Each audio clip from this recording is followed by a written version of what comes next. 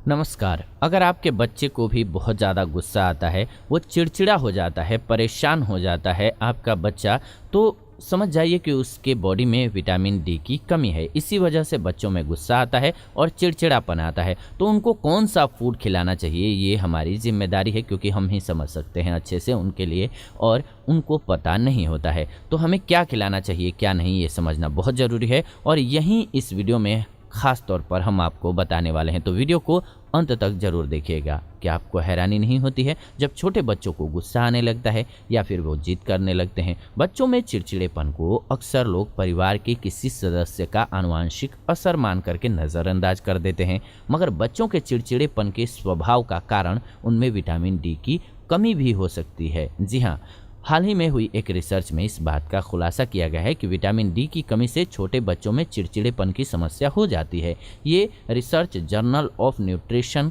नाम के जर्नल में छापी गई है।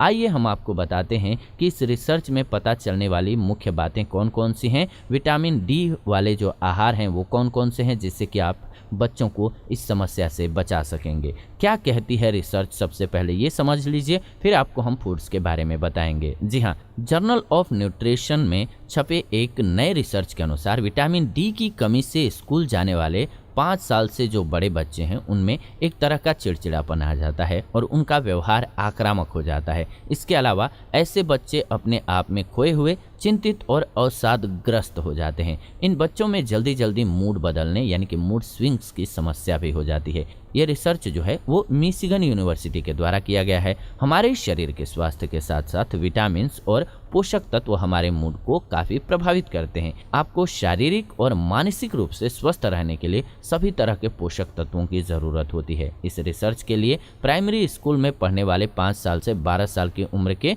3202 बच्चों पर अध्ययन किया गया। जी हाँ, इन बच्चों की रोजाना की आदतें, माँ बाप का शैक्षिक बैकग्राउंड, वजन, लंबाई और उनके खान पान इत्यादि को ध्यान में रख करके शोधकर्ताओं ने आंकड़े जुटाए और फिर ब्लड टेस्ट किया गया इनका। इसके बाद उन्होंने निष्कर्ष जो निकाला वो कमाल का हुआ कि बच्चों में विटामिन डी की कमी जब आया तो व्यवहार में परिवर्तन की समस्या जो है वो बढ़ गई। तो बच्चों में विटामिन डी की कमी को समझ लीजिए। मुख्य शोधकर्ता प्रोफेसर का कहना है कि जिन बच्चों में स्कूली शिक्षा के दौरान विटामिन डी की कमी होती है उनमें बिहेवियर प्रॉब्लम्स और चिड़चिड़ेपन की समस्या ज़्यादा हो जाती है। आपको बता दें कि बच्चों के स्वभाव में चिड़चिड़ेपन की समस्या पिछले कुछ समय में काफ़ी बढ़ गई है। छोटी उम्र में ही बच्चों को छोटी छोटी बातें बहुत परेशान करती हैं और उनको बहुत ज़्यादा गुस्सा आता है। तो गुस्से के कारण चीज़ों को तोड़ने फोड़ने और खुद को नुकसान पहुंचाने से भी वो दूर नहीं हटते हैं और ऐसा करते हैं। तो क्यों हो रही है बच्चों में विटामिन डी की कमी, ये समझ लीजिए।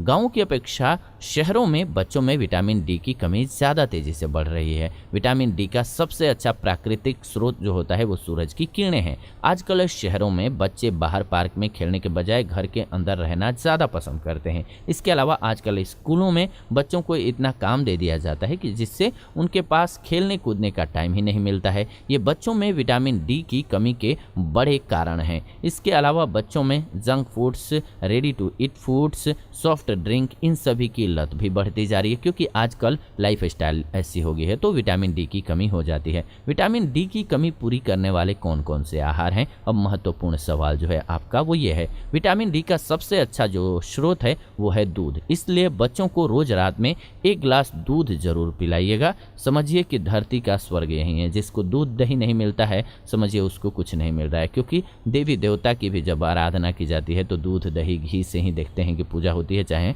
हवन होता है। तो बच्चों को दूध तो जरूर देना चाहिए। योगर्ट भी विटामिन डी का एक अच्छा स्रोत होता है। बच्चों के लंच बॉक्स में खाने या फिर सलाद के साथ योगर्ट आप जरूर दीजिए। मशरूम विटामिन डी का सबसे अच्छा स्रोत होता है, इसीलिए बच्चों के लंच और डिनर में मशरूम वाली डिशेज बना करके जरूर दीजिए।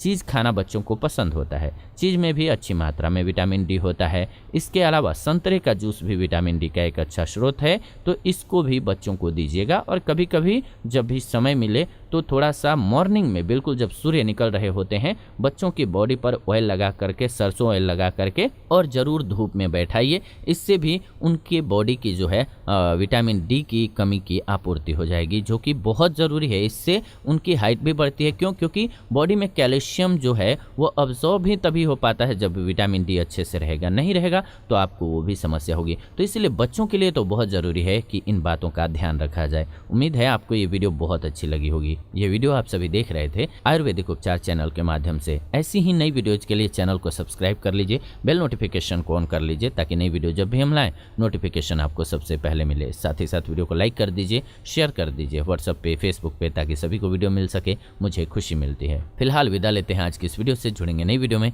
तब तक खुश रहें, स्वस्थ रहें। मिलते हैं नई वीडियो में, तब तक के लिए धन्यवाद।